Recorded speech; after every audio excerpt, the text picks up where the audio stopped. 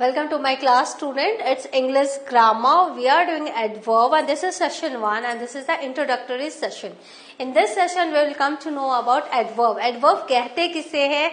ये होता क्या है? Let's see what adverb is. Adverb can be defined as a word or phrase that modifies the meaning of an adjective, verb, noun, determiner or other adverb expressing manner, place, time or degree. Manner, place, time or degree. Example, gently, here, now, very. तो आपने देखा adverb किसको qualify करता है? Adverb adjective को qualify करता है, verb को करता है, नाउन को करता है, डिटरमाइनर को करता है, दूसरे एडवर्ब को भी करता है. और टाइप्स क्या क्या है? एक्सप्रेस क्या करता है? मैनर, प्लेस, टाइम और degree. Some adverbs, for example, sentence adverbs can also be used to modify whole sentences. कोई sentence adverbs भी होते हैं जो पूरे sentence को modify करते हैं. Many adverbs are indicated by the ly ending. जहां भी आपको ly दिखे तो समझ लीजिए वो adverb है. जैसे I ran quickly, यहाँ पर ran मैं कैसे दौड़ा? मैं जल्दी दौड़ा. तो वर्ब को क्वालिफाई किया गया है. तो I ran quickly यहाँ आपने देखा ly. तो how I ran. I will go tomorrow.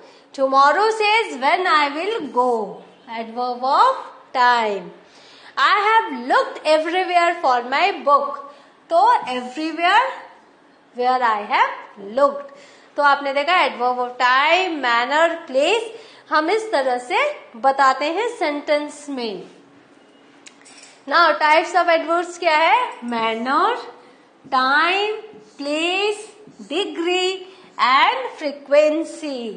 कितना? Frequently, often, seldom. फ्रीक्वेंसी से पता चलता है. डिग्री से इनके डिग्रीज भी हैं, positive, comparative and superlative. Place भी बताता है, टाइम भी और मैनर भी. Now uses of adverbs. Adverbs are used to give us more information, are used to modify verbs, clauses and other adverbs. Now adverbs with verbs कैसे? The adverbs give us more information about the verb. Verb के बारे में ज्यादा information देता है. She slowly entered the room. वो कैसे enter किया उसने रूम में? स्लोली, धीरे से किया. He carefully drove through the city. उसने कैसे ड्राइव किया? केयरफुली. तो इस तरह से वर्ब को ये मॉडिफाई करता है. नेक्स्ट, एडजेक्टिव्स को कैसे एडवर्ब करते हैं? The test was extremely difficult. Difficult adjective है, वो कैसे? Extremely difficult. अब एडवर्ब्स को कैसे क्वालिफाई करता है? The first adverb gives us more information about the second. The cheetah runs incredibly quickly. The cheetah runs incredibly quickly. Then he talks exceptionally loudly. वो loud तो बोलता है लेकिन एक्सेप्शनली लाउडली बोलता है. तो एडवर्ब को ही इसने क्वालिफाई किया, एडवर्ब को. सेकेंड को फर्स्ट ने क्वालिफाई किया. नाउ एडवर्ब्स के यूजेस क्या है? Adverbs can be used to change the entire meaning of a sentence. Surprisingly the team was beaten in the final. कि बहुत ही सरप्राइज्ड है कि टीम जो है फाइनल में हार गई. Now some adverbs are very different from the adjectives. अब यहाँ देखो एंटायर मीनिंग, सेंटेंस के एंटायर मीनिंग को वो एडवर्ब चेंज कर सकता है. ठीक, यहाँ सरप्राइजिंगली, शॉकिंगली, ग्लैडली, हम जैसे जैसे यहाँ वर्ड लगाएंगे इसका जो मीनिंग है वो चेंज होगा. अगर हम लिखें gladly the team was beaten in the final, तो वो ऑपोजिट टीम होगी, दूसरे देश की टीम होगी और हम बहुत खुश है कि gladly the team was beaten in the final. लेकिन अगर हम सरप्राइजिंगली लिख रहे हैं तो मतलब वो हमारे देश की टीम है. Surprisingly the team was beaten in the final. तो इस तरह से हम चेंज कर सकते हैं मीनिंग को. Now some adverbs are different from the adjective. जैसे गुड है वो एडजेक्टिव है लेकिन वेल जो है वो एडवर्ब है. Good, better, best, good adjective है बट वेल है adverb. He is a good golfer and he plays golf well. यहाँ पे देखो रन प्लेस को, एक्शन को उन्होंने क्वालिफाई किया, ही प्लेज गोल्फ वेल और he is a good golfer. तो गोल्फर को जो नाउन है उसको जब हमने क्वालिफाई किया तो वो एडजेक्टिव हो गया। नाउ अभी सेंटेंसेस देखो, दोनों ही एडवर्ब है लेकिन दोनों की मीनिंग अलग है। आई वर्क हार्ड, मैं बहुत कड़ी मेहनत करती हूँ। आई हार्डली वर्क, मैं कभी कभार ही काम करती हूँ। आई वर्क हार्ड, मैं बहुत मेहनत करती हूँ। आई हार्डली वर्क, मैं कभी कभार ही काम करती हूँ। तो दोनों का मतलब चेंज हो गया, right. Hard which is also an adjective here means with a lot of effort. Hard यहाँ पर एडवर्ब की तरह एडवर्ब भी है और एडजेक्टिव भी है, राइट। नाउ वर्क को जब हम क्वालिफाई कर रहे हैं, वर्क क्या है, वर्ब है, तो ये एडवर्ब है और हार्ड एडजेक्टिव भी है, राइट। तो hard which is also an adjective here means with a lot of effort and hardly means very little. तो यहाँ हार्डली ये भी एडवर्ब ही है, तो दोनों का मीनिंग बहुत चेंज है। Now combining clauses, we can join two independent clauses together using conjunctive adverbs। तो conjunctive adverbs जो होते हैं वो दो clauses को, दो independent sentences को जोड़ते हैं। This show cause and effect, क्या कारण है, उसका क्या इफेक्ट है। Sequence, जो एक sequence जो फॉलो हो रहा है। Contrast, जो contrast है, comparison और other relationship। So the most common of these are accordingly, afterwards, also, consequently, however, etc. तो इन वर्ड्स के द्वारा हम दो इंडिपेंडेंट क्लॉजेस को जोड़ते हैं और क्या शो करते हैं, cause and effect, sequence, contrast, comparison या दूसरे रिलेशनशिप। तो when writing we must use a semicolon, जब हम लिखते हैं तो एक सेमीकोलन लगाना पड़ता है हमें before the conjunctive adverb and a comma after the conjunctive adverb, और उसके बाद हम comma लगाते हैं। जैसे I wanted to eat pizza, this is one sentence, one clause, semicolon, फिर आपका adverb आया, फिर comma आया, my wife wanted curry, right। तो दो independent clauses को हमने जोड़ा। राइटिंग में हमने यहाँ पर सेमीकोलन लगाया क्योंकि कॉमा यहाँ था, यहाँ एडवर्ब है, और फिर हमने सेकेंड लाइन लिखी। No semicolon needed when it does not separate two clauses but shows a thought. जब हम थॉट दिखाते हैं तो सेमीकोलन की जरूरत नहीं है। In my opinion however it makes no difference, मेरी ओपिनियन में जो भी हो it makes no difference, right. तो in this way you are saying जब दो क्लॉज, सेपरेट क्लॉज नहीं है बट एक ही थॉट है, तो हमें सेमीकोलन की आवश्यकता नहीं है।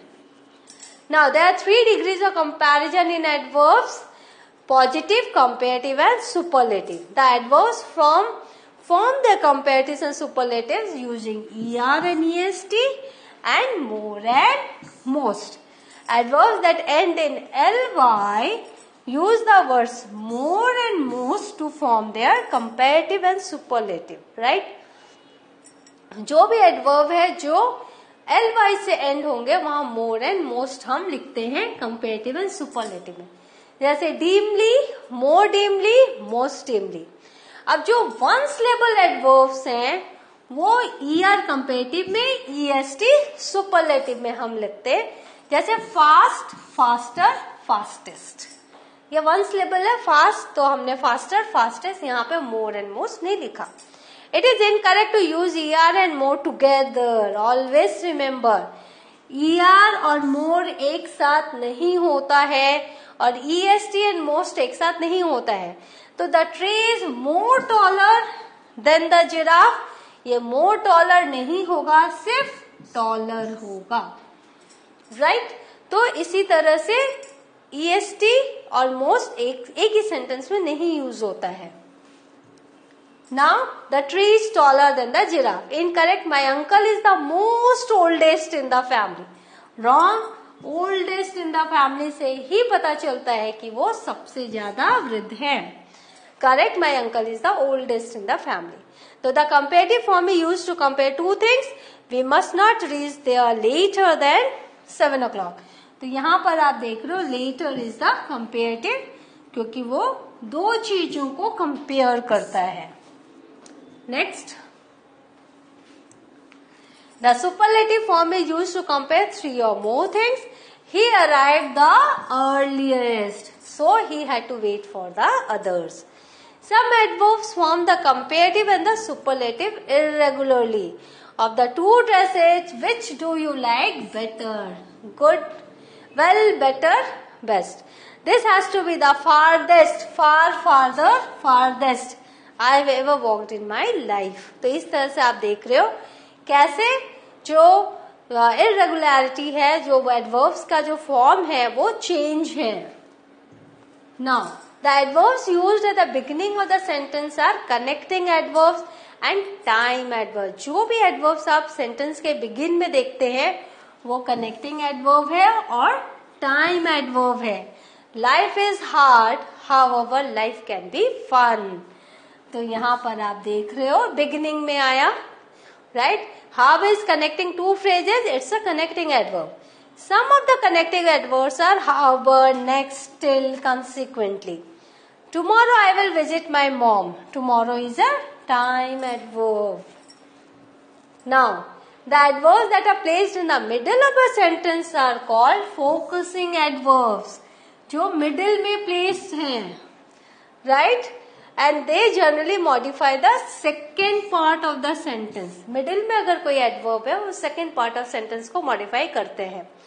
जो mostly वो होते हैं adverbs of frequency, adverbs of certainty and adverbs of comment. I never forget to pray. यहाँ पर never is used as a adverb of frequency. तो आपने देखा जो middle में रहता है focusing adverbs होते हैं और वो adverbs of frequency, certainty and comment होते हैं. Next, she will certainly perform. Certainly is the adverb of certainty. He brilliantly did his project. Brilliant is the adverb of comment. Now, adverbs that are usually placed at the end of the sentence are adverbs of manner, adverbs of place and adverbs of time. तो आपने देखा starting में adverb हो, middle में adverb हो और जो adverb एकदम अंत में होते हैं वो एडवर्ब ऑफ मैनर होते हैं, प्लेस होते हैं और टाइम होते हैं. I do calculation carefully. Manner. Children love to play outside. Place. We like playing in park on weekends. Time. तो इस तरह से आपने देखा हम लोगों ने अंत में जो लिखा वो जो adverbs of frequency manner, place and time है. So what have you learned today? We have learned about adverbs, its types and introduction. What is adverb? So in the next session I will do another session with adverb. Till then have a good revision of this session. Take care. Thank you.